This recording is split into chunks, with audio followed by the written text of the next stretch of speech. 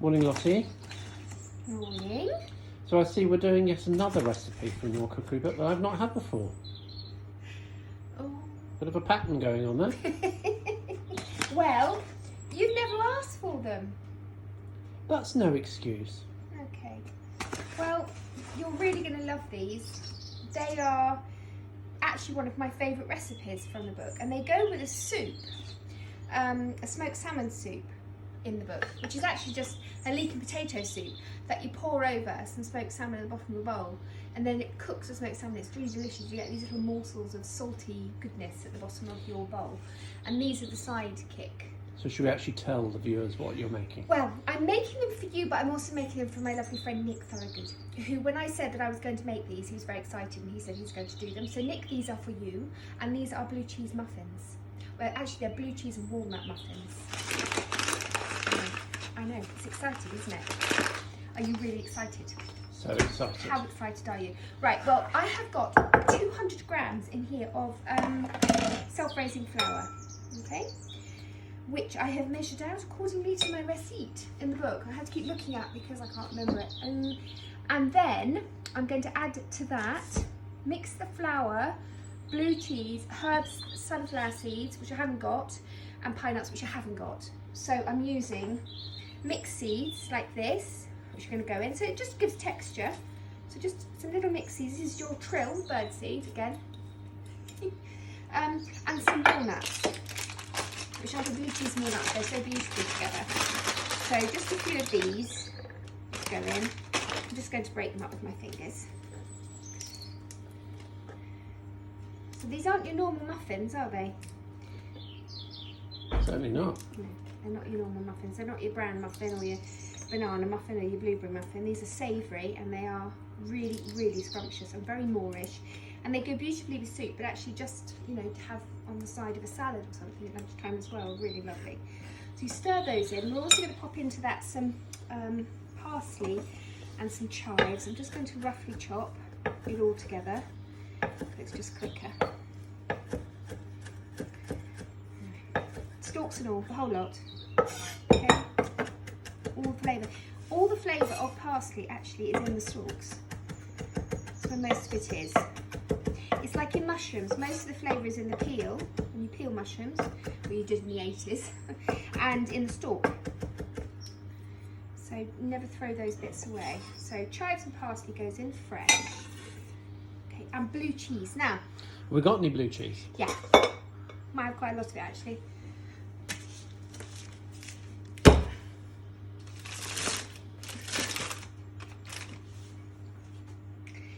What do you think? Huge, huge. Now this is from the Welsh dairy again that we bought lots of cheese from because they wanted to. They had so much because of the whole Corona thing. They had so much cheese, and they really need to sell it because obviously the bottom's dropped out of restaurant markets, and that has happened across the board with so many dairies and cheesemakers. So we bought some, and I've learnt now it is called Caws Cenarth. No, Caws Cenarth. It's like house, cow. So it's Caws Cenarth in Wales, and this is their Perl Las, which is a blue cheese, which I'm now going to attack because this, I mean, this just the smell. You couldn't get a bigger one then? Couldn't get a bigger one. 2.5 kilograms of blue cheese sitting in our fridge. I'm going to work our way through it all. So we want about, this is 5, is it 5 out? We had 150 grams of it. Okay. So, the first cut is always the hardest. Deepest?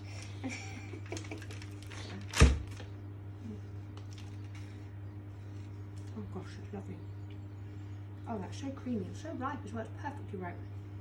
Oh, hello. Hello.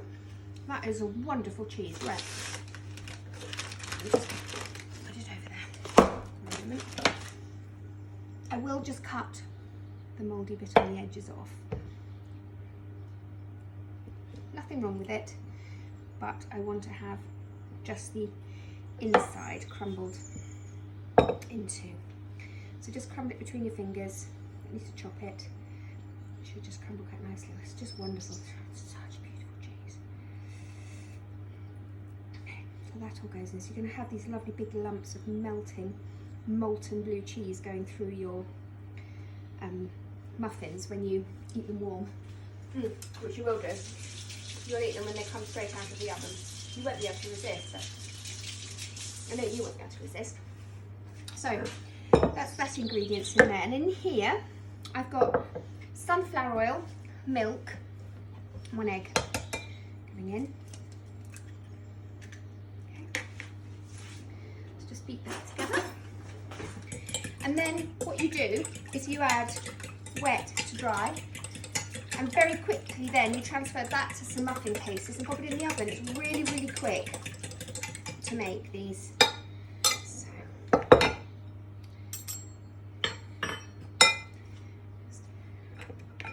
stir that in. A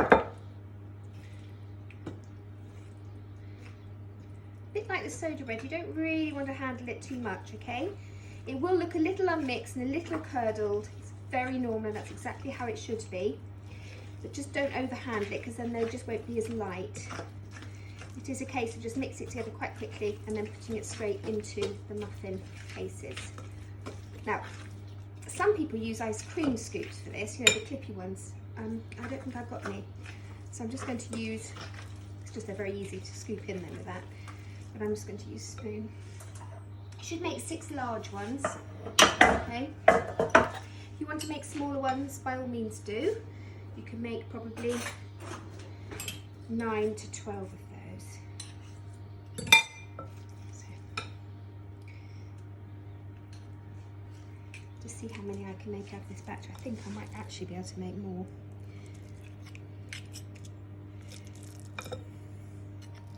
Yep, looks like I am. I think these muffin cases are a little bit more like cupcake cases than muffin ones, so. Definitely going to make more. We're going to make 12 of them. And they freeze brilliantly as well, these. Freeze really well. Okay. You excited about these, John? More the merrier.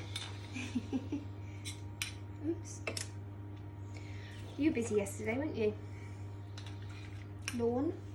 I was mowing man. You were mowing man yesterday. And you're very excited for next you've got a strimmer coming. Little things. Right, I'll do one more. And then I'll just top up the others. I've got them here that need it. And then what I might do is just sprinkle a couple more seeds on top just to give a little bit more crunch. I hope you're going to make these, Nick. He made some amazing pasties from the pasty recipe as well, which he stuffed his Indian takeaway into, as opposed to the chicken and the mixture that I did. So it really worked well. Okay, just a few more seeds on top, and then I'm going to bang them in the oven. And they go in for 20 to 25 minutes. And guess what? What temperature? I would say 180. Yay! 180.